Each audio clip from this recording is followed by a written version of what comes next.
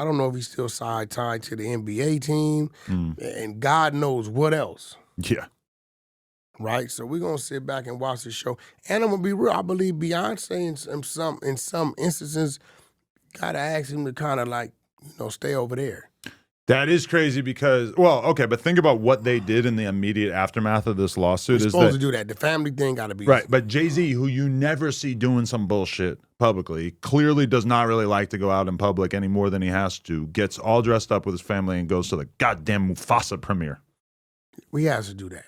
He was not going to do that if he didn't. I mean, what you mean? His daughter is part of that, right? Wait, is she part of it? Because I saw somebody saying that, but I have no idea. I believe she is. Well, that would make sense. You got to support your 12-year-old daughter. I think the Beyonce things is just her things.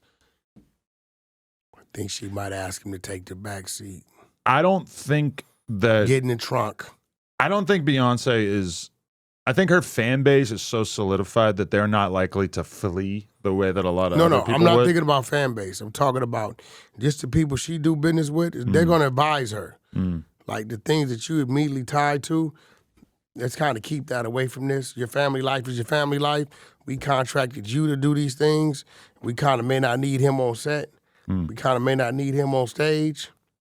I think Jay-Z is forward-thinking enough that in the early 2000s, around the same time that he decided that he needed to get Dame Dash the fuck out of his life, I think that he realized that he needed to keep his name and his brand squeaky clean, and that he couldn't be hanging out with the guy who's dumping champagne on Melissa Ford in music videos, and he didn't want to be associated with the freak-offs and all this crazy shit. So he very much pulled back from the public eye and has gone massively out of his way to preserve his brand identity as this clean-cut, successful businessman who made it up out the streets, out of nothing. And it's just so crazy that even after, what would seem to be like 20 years of good behavior, that they're still going to dig back into the archives of things that may or may not have happened that long ago.